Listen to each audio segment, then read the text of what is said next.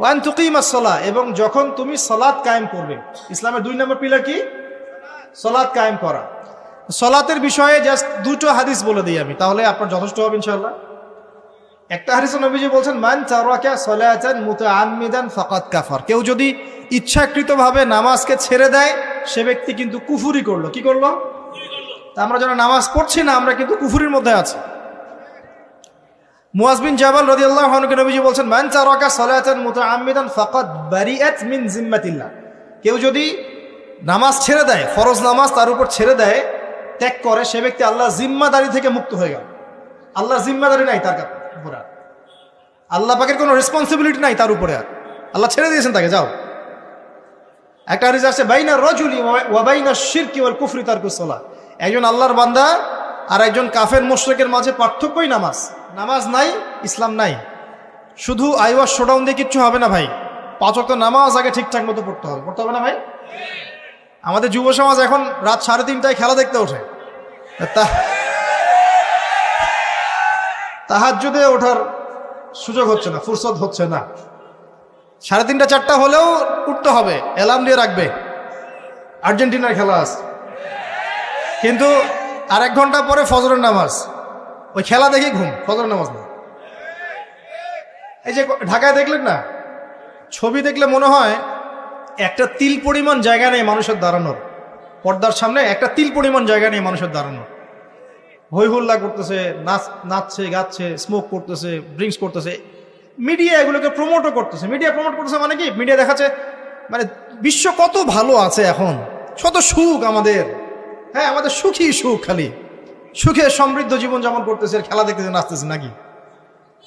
অথচ দেখেন ইকোনমিক সেকশনের কি অবস্থা, দেখেন কি অবস্থা দেশ। এই যে আমাদের সমাজের, যুব সমাজের নৈতিকতার অবস্থাগুলো দেখেন, ধর্ষণের হার দেখেন, জেনার হার দেখেন, মাদকাসক্ত মানুষদের হার দেখেন, কত হারে মানুষ মাদক খাচ্ছে, পরকীয়ার হার দেখেন, ব্লু ফিল্মসের হার দেখেন। ওদের ভাবখানে এমন যে খুব সুখ আমার জীবনে, খেলো আর খেলো। খেলার দলিল তো কোরআনে আছে তো। হ্যাঁ, আল্লাহ পাক বলছেন এই দুনিয়ার জীবনটা হচ্ছে খেলতামাশার ধোঁকা। খেলার দলিলও কোরআনে তো আছে। ওমা হাযিহিল হায়াতু দুনিয়া ইল্লা মাতাউল গুরুর, এরকম একটা আয়াত আছে সূরা হাদীদের মধ্যে। আল্লাহ পাক বলেছেন যে ইলামু, তোমরা জেনে রাখো, আন্নামাল হায়াতুদ দুনিয়া লাইবু ওয়া লাহু, তোমরা জেনে রাখো যে এই দুনিয়ার, পুরো দুনিয়ার জীবনটাই খেলা, খেলতামাশা। ওয়া লাহু, ঠাট্টা, হাসি ঠাট্টা, মানে এটা কি বলে বাংলা দিয়ে? ভ্রম, মায়া, মোহ, ভ্রম। তোমরা জেনে রাখো দুনিয়ার জীবনটা খেলা, খেলতামাশা, ভ্রম, মিছে মায়া।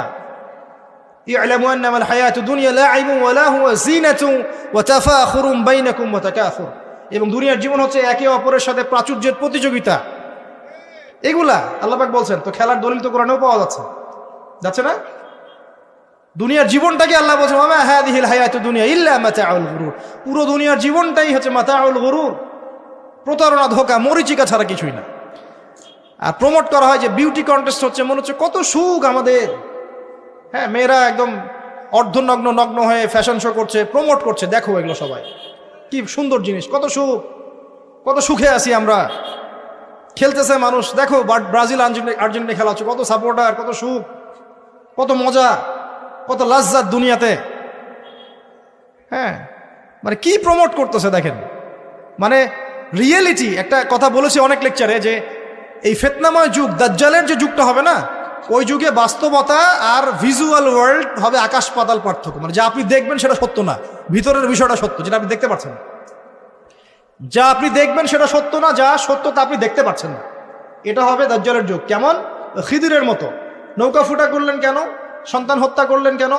বাচ্চা হত্যা করলেন কেন? আর এই যে দেয়াল নির্মাণ করলেন কেন? 3টা ক্ষেত্রে মুসা আলাইহিস সালাম ভেটো দিচ্ছেন, খিদির আলাইহিস সালাম বলছেন যে এর পিছনে কারণ আছে না? দাজ্জালের যুগটা এমন হবে, বাহ্যিকভাবে যে এটা দেখছেন চোখ দিয়ে, এটা সত্য নয়। ভিতরে যেটা আছে ওটা সত্য। ভিতরটা সবাই দেখতে পারবে না, দেখতে হলে খিদির হতে হবে। ভিতরটা হচ্ছে যে সমাজ তো ডিস্ট্রয়েড, ম্যাসাকার হয়ে গেছে, সমাজের কাঠামোই ভেঙে গেছে আমাদের। এখন নারী পুরুষের যে ফাংশন চেঞ্জ হয়ে গেছে, ধর্ষণের হার দিন দিন বেড়ে গেছে, ইফটিজিং বেড়েছে, বেপরদামি বেড়েছে, নগ্নতা বেড়েছে, মাদক বেড়েছে, পরকীয়া বেড়েছে, কচি কচি বাচ্চা কাচ্চা মেয়েগুলোকে ধরে ধরে ধর্ষণ করা হচ্ছে। সমাজের কাঠামোই চেঞ্জ হয়ে গেছে, সমাজের সমকামিতা বেড়েছে, প্রচুর সমকামী, খেলতামাশা, দুনিয়ার জীবনটা খালি খেলতামাশা। আর আমাদের এই যুব সমাজ যাদের হাতে ইসলামের ভবিষ্যৎ আছে, ওদেরকে এইদিকে মোহাগ্রস্ত করে রেখে দেওয়া হচ্ছে। এরা নামাজ পড়ে না, কোরআন তেলাওয়াত করে না, আলেম ওলামার সাথে কোনো সোহবত নাই, কোনো সম্পর্ক নাই, হাদিসের কিতাব নাই বাসায়, দাড়ি নাই, ইসলামিক লেবাস পোশাক নাই, ইসলামিক মূল্যবোধ নৈতিকতা নাই, আল্লাহ রাস্তায় সময় দেওয়ার কোনো মানসিকতা নাই। এই যুবক ছেলেপেলেগুলো কিনে নাচতেছে মিডিয়া।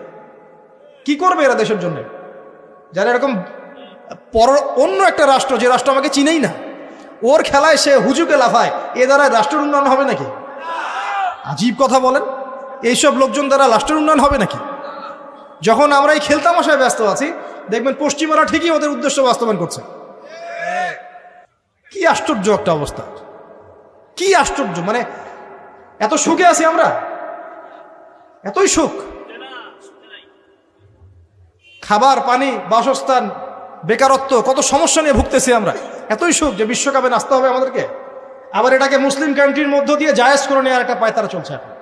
আয়োজন করেছে এক মুসলিম কান্ট্রি, খেলেছে আর এক মুসলিম কান্ট্রি। হ্যাঁ, এখন এটাকে দলিল নিয়ে এসে এটাকে জায়েজ করার একটা টেন্ডেন্সি চলছে এখন, ফাইজলামি শুরু করছে। অথচ যেখানে যেখানে এগুলো হচ্ছে তার পাশে ইয়েমেন পড়ে আছে, তার পাশে সিরিয়া পড়ে আছে, যেখানে লক্ষ লক্ষ মানুষ না খেয়ে পড়ে আছে। ইয়েমেনে লক্ষ লক্ষ শিশু না খেয়ে মরতেছে এখনো। দেখেন, এই 2013-14 সাল থেকে নিয়ে 2022 পর্যন্ত প্রায় 3.5 লক্ষ মানুষ মারা গেছে ইয়েমেনের এই ঘটনাগুলোতে, গৃহযুদ্ধ এবং এই যে আরব কান্ট্রিগুলোর মধ্যে কনফ্লিক্টের মধ্যে, এবং প্রায় 60% সেখানে বাচ্চা কাচ্চা। আপনি এত টাকা পয়সা খরচ করে এগুলো আয়োজন করতে, আমরা প্রমোট করতেছি, এর 5% টাকা ওদেরকে দিলেই তো ওদের 3 বেলার খাবার হতো।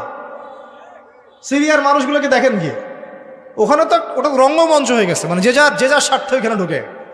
ওখানে ইসরায়েলও ঢুকছে, আমেরিকাও ঢুকছে, তুরস্কও ঢুকতেছে, ওখানে আগে রাশিয়া ছিল, ওখানে বাশার আল আসাদ সরকার, সব মিলে জগা খিচুড়ি অবস্থা একটা। মানুষের মানবতা, জীবনযাত্রা নাই, জীবনের কোনো মূল্য সেখানে নাই। প্রচুর মানুষ, ছোট ছোট ছেলেপেলে দেখবেন না খেয়ে ওখানে মারা, উদ্বাস্তুর মতো তাঁবুর নিচে জীবনযাপন করে। এগুলো দেখেন না চোখ দিয়ে? ওখানে একটা খেলা, হুদাই একটা খেলা নিয়ে এত লাফালাফি করতেছে, পাশে এতগুলো মানুষ না খেয়ে মারা যায়, কোনো খবর নাই। নিজে ভরপেট খাই, প্রতিবেশী অনাহারে থাকে, মুমিন হবে? কিসের ইসলাম ফলো করতেছি আমরা আসলে? আমরা যে ইসলামটা ফলো করতেছি এটা পশ্চিমাদের শেখানো ইসলাম। আমরা রাসূলুল্লাহ সাল্লাল্লাহু আলাইহি ওয়াসাল্লামের শেখানো ইসলাম ফলো করতেছি না। আমার স্ট্রেট কাট কথা একদম। আমরা যে ইসলামটা ফলো করতেছি এটা হচ্ছে পশ্চিমাদের শেখানো ইসলাম। রাসূলুল্লাহ সাল্লাল্লাহু আলাইহি ওয়াসাল্লামের ইসলাম ফলো করলে আজকে আমাদের অবস্থাগুলো হতো না। আল্লাহ পাক আমাদেরকে বোঝার তৌফিক দান করুন। আমি শুধু ফাযাক্কির ইন্নামা আনতা মুযাক্কির, আল্লাহ পাক যে বলেছেন তুমি উপদেশ দাও, তুমি শুধু উপদেশ দাতা, লাস্তা আলাইহিম বিমুসাইতির, কারো প্রতি তুমি দারোগা নাও, আমরাও কারো প্রতি দারোগা নই। কিন্তু পুরো বিশ্বের প্রেক্ষাপটটাকে কোরআন সুন্নাহ দিয়ে ব্যাখ্যা করার দায়িত্ব আমাদের। কেউ গ্রহণ করলে করবে, না করলে করবে না। তার কবরে সে যাবে, আমার কবরে আমি যাব, সিম্পল, শেষ। এটা সত্যটা স্পষ্ট করতে হবে। প্রিয় ভাইয়েরা, পরিপূর্ণ দিন পালন করে যুবকদেরকে বলবো, দেখুন শেষ করার আগে বলে দেই, নামাজ ছাইরেন না, লা ইলাহা ইল্লাল্লাহর উপর থাকেন,